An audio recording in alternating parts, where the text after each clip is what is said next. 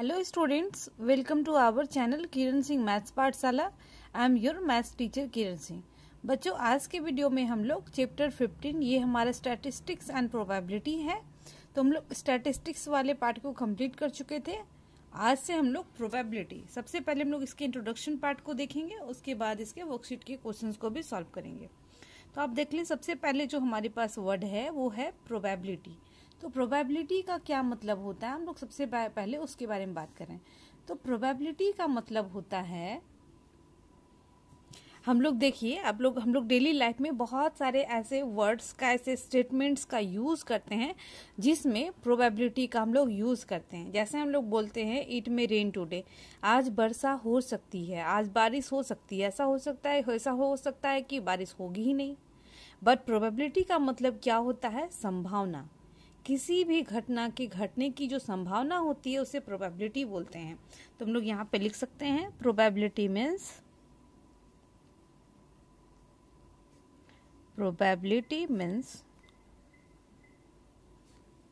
Chances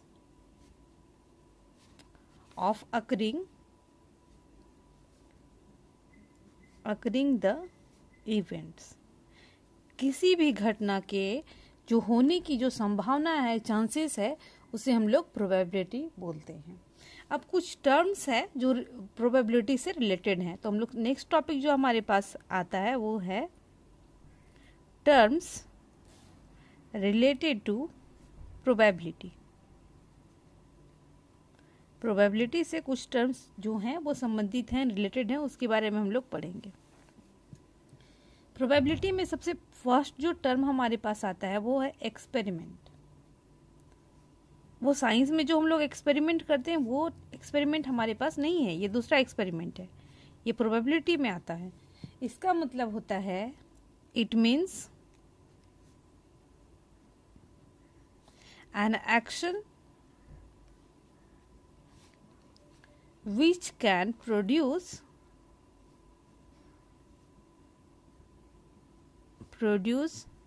some well-defined outcomes,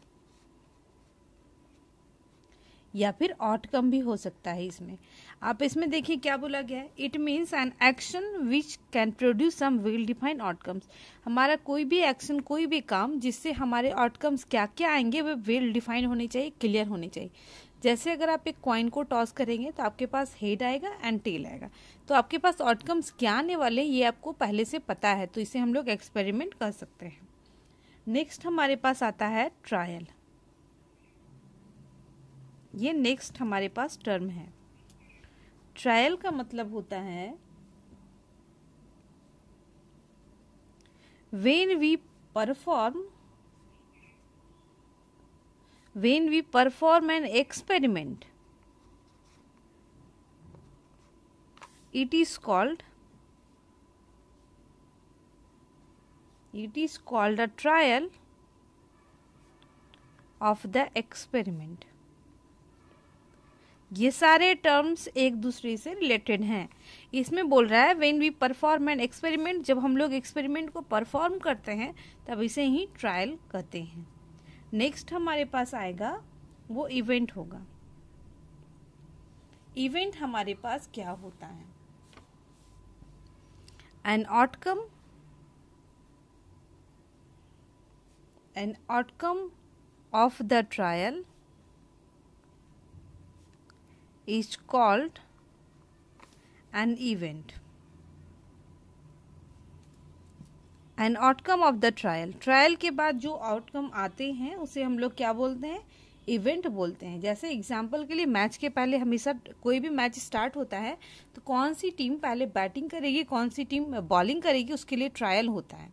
तो experiment होगा जो एक्शन, जो हमारे पास एक्शन है जिसकी आउटकम्स वेल डिफाइंड है, वो हमारे पास एक्सपेरिमेंट हो गया।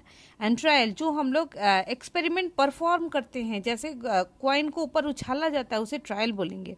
एंड आउटकम्स के ट्रायल के बाद जितने इवेंट्स आते हैं हेड एंड टेल, तो वो हमारे पास क्या आ जाएंगे? वो इवेंट्स हो जाएंगे।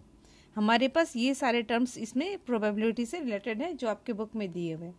अब हमें जो पढ़ना है वो हमें पढ़ना है इसमें प्लेइंग कार्ड्स के बारे में पढ़ना है। तो सबसे पहले प्लेइंग कार्ड्स के बारे में हम लोग पढ़ेंगे एंड उसके पहले आपके पास प्रोबेबिलिटी का एक फॉर्मूला भी है जिसे आपको देखना है। प्रोबेबिलिटी ऑफ एन इवेंट, ये फॉर्मूला आपको देखना है। Formula for the probability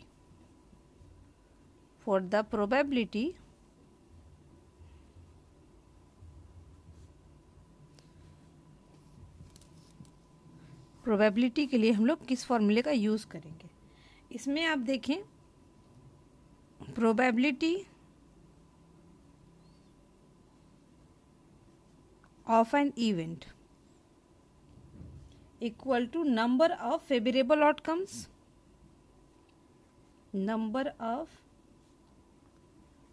favourable outcomes upon total number of possible outcomes of the experiment इसको प्रोबेबिलिटी ऑफ एन इवेंट को आप पीई भी लिख सकते हैं। आप देखें पी मीन्स प्रोबेबिलिटी ऑफ के लिए ब्रैकेट का साइन देते हैं, ई फॉर इवेंट, तो प्रोबेबिलिटी ऑफ इवेंट को आप शॉर्ट में इस तरीके से लिखते हैं।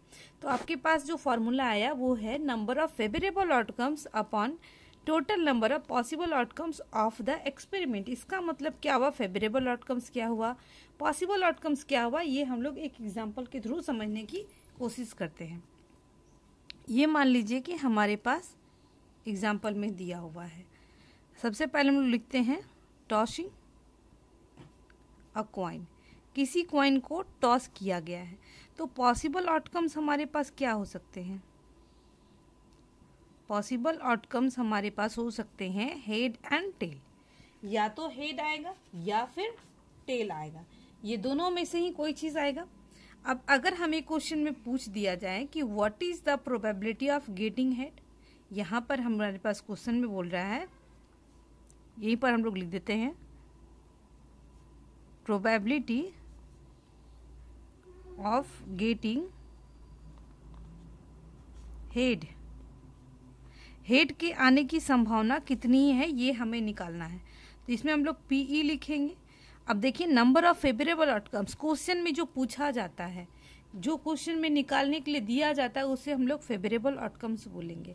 तो अब इसमें देखिए नंबर ऑफ फेवरेबल आउटकम्स कितने होंगे, हेड तो सिर्फ हमें एक दिख रहा है ना, तो नंबर ऑफ फेवरेबल आउटकम्स होगा 1। इसमें हम लोग लिख सकते हैं number of favourable outcome, outcomes की जगह पे आउटकम एक भी हो सकता है, equal to 1 and total number of possible outcomes आप देखें कितना है 1 एंड 1 2, ये आप देखें यहाँ पे लिखा हुआ है, इक्वल टू हम लोग 2 लिख देते हैं। तो इसकी प्रोबेबिलिटी जो हो जाएगी, नंबर ऑफ फेवरेबल आउटकम्स 1 था and total number of possible outcomes 2 थे, तो इसकी प्रोबेबिलिटी कितनी हो जाएगी 1/2। Probability of getting a head, head आने की संभावना कितनी आ गई 1/2। ये आपका प्रोबेबिलिटी के लिए इंट्रोडक्शन पार्ट था। अब हमारे पास इसमें टॉपिक जो है प्लेइंग कार्ड्स के बारे में भी हमें पढ़ना है। अब ये हमारे पास टॉपिक है प्लेइंग कार्ड्स। प्लेइंग कार्ड्स में टोटल नंबर ऑफ कार्ड्स जो होते हैं वो 52 होते हैं। अब देखें प्लेइंग कार्ड्स में आपके पास लिखा हुआ है टोटल नंबर ऑफ कार्ड्स 52 होते हैं एंड इस 52 कार्ड्स को 4 कैटेगरीज में या फिर 4 पार्ट्स में डिवाइड किया जाता है। अब इसमें देखें 4 पार्ट्स आपके पास क्या है, स्पेड होता है, उसके बाद clubs, hearts and diamonds. And अब अगर आप कार्ड देखें अपने घर में तो आप देखे होंगे कि इसमें 2 कलर के कार्ड्स होते हैं, एक 2 ब्लैक कलर के कार्ड्स होते हैं, कुछ कार्ड ब्लैक कलर्स के होते हैं और कुछ कार्ड रेड कलर्स के होते हैं। तो हमारे पास स्पेड एंड क्लब्स जो होता है वो ब्लैक कलर के होते हैं and hearts and diamonds red colour के कार्ड्स होते हैं। अब यहाँ पर देखें टोटल नंबर ऑफ कार्ड्स 52 हैं एंड 4 कैटेगरीज में डिवाइड किया गया। 4 से हम लोग डिवाइड करते हैं, 4 1 जा 4, 4 3 जा 12, इट मीन्स 13। यानी हर एक पार्ट्स में ये जो हर एक जो पैक है उसमें 13 कार्ड्स होंगे। तो 13 4 जा 52, 13 कार्ड्स आपके पास लिखे हुए भी हैं। तो ये जो 13 कार्ड्स हैं उसमें कौन कौन से कार्ड्स आते हैं हम लोग उसके बारे में देखते हैं। ये आपको ब्लैक कलर से लिखा गया ताकि आपको याद रहे कि ये दोनों कार्ड्स ब्लैक कलर के होते हैं, and hearts and diamonds red colour के होते हैं, इसलिए इसमें रेड कलर से लिखा गया है। स्पेड में आपके पास सबसे पहले तो आपके पास एस होगा जिसे एक्का बोलते हैं, उसके बाद आपके पास होगा किंग, के लिखा रहता है, क्वीन होता है एक, क्यू, एक जैक होता है, ये जे। ये चार चीजें आपको याद रखनी है। एक एस होता है ए, जिसको ए से रिप्रेजेंट करते हैं, एक्का बोलते हैं, उसके बाद king, queen and jack, and उसके बाद ये आपके पास हो गया एस। एस का मतलब एक्का तो हो ही गया। अब उसको आपको कुछ नहीं करना है, अब याद करने में आपको बहुत ही आसान है। आपको क्या याद करना है, 2 होता है, उसके बाद 3, 4, 5, 6, 7, 8, 9, 10। आप काउंट कर सकते हैं टोटल नंबर ऑफ कार्ड्स आपके पास कितने हो जाएंगे, 13। आप काउंट कर सकते हैं, देखिए 1 2 3 4 5 6 7 8 9 10 11 12 13 कार्ड्स आपके पास हो गए। ये जो 13 कार्ड्स स्पेड में लिखे गए, सिमिलर कार्ड्स क्लब में भी होंगे, सिमिलर कार्ड्स हर्ट्स में भी एंड डायमंड में भी। बस डिफरेंस क्या है, इसमें हर एक कार्ड में आपके पास इस टाइप का स्पेड का जो ये आपके पास सिंबल है, आप बोल सकते हैं जो पिक्चर होता है इस टाइप का, देखिए बना हुआ है आपके पास इस टाइप का पिक्चर जो है, इस टाइप का पिक्चर हर एक में ऑल कार्ड्स जो होंगे स्पेड के सारे कार्ड्स में बने हुए होंगे ये पिक्चर्स, एंड इधर भी होंगे।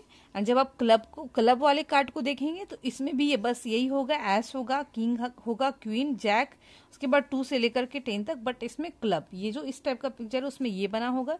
सिमिलरली हर्ट में भी आपके पास बस ये सब सारी चीजें रेड कलर से लिखी होंगी, एंड इसमें ये हर्ट का जो पिक्चर है वो बना होगा। डायमंड में भी ये सब सारे कार्ड सिमिलर होते हैं, बस इसमें ये रेड कलर का होगा, एंड ये डायमंड का जो पिक्चर होता है बस ये पिक्चर बना होता है। तो आपको सिर्फ एक को लर्न करना है, एक को लर्न किया अपने दिमाग में रखना है। आप इस तरीके से लिख करके देख लें, बाकी सारे कार्ड्स आपको इजिली लर्न हो जाएंगे। अगर आपको कार्ड्स के बारे में अच्छे से जानकारी है तो इससे जो रिलेटेड प्रोबेबिलिटी के क्वेश्चंस होंगे वो आप इजिली इसके आंसर दे पाएंगे। अब यहाँ पर एक चीज और चीज है जो आपको ध्यान देनी चाहिए, इसमें जो किंग, क्वीन एंड जैक होते हैं, देखिए इसको किंग, क्वीन एंड जैक, इसे हम लोग फेस कार्ड बोलते हैं, फेस कार्ड्स।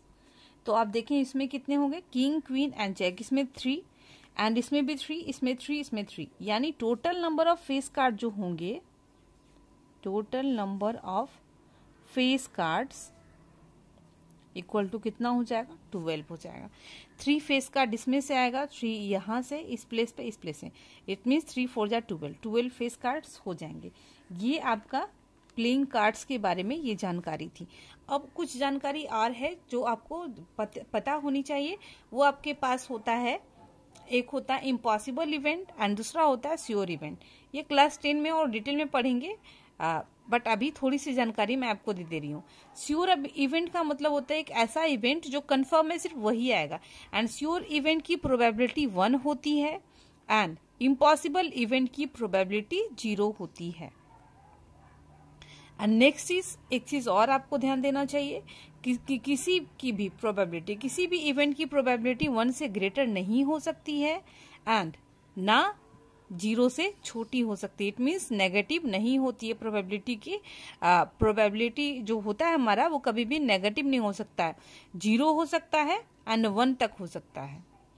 तो इसलिए ये आपको ऑब्जेक्टिव क्वेश्चन में पूछ सकता है कि मैक्सिमम उसका जो रेंज होता है कहाँ से कहाँ तक होता है, तो रेंज आपको 0 से लेकर के 1 तक होता है। ये 0 से, यानी प्रोबेबिलिटी, किसी भी इवेंट की प्रोबेबिलिटी 0 के बराबर हो सकती है, 1 की बराबर हो सकती है, लेकिन ना तो 0 से छोटी इट मीन्स नेगेटिव एंड 1 से बड़ी नहीं हो सकती है। इम्पॉसिबल इवेंट जो होगा उसकी प्रोबेबिलिटी 0 एंड श्योर इवेंट की प्रोबेबिलिटी 1 होती है। ये आपकी जानकारी थी बच्चों, ये आपका प्रोबेबिलिटी के लिए इंट्रोडक्शन पार्ट था। होप आपको बहुत अच्छे से समझ में आया होगा। नेक्स्ट वीडियो में हम लोग इसके वर्कशीट 4 के क्वेश्चंस को सॉल्व करेंगे। Thanks for watching me.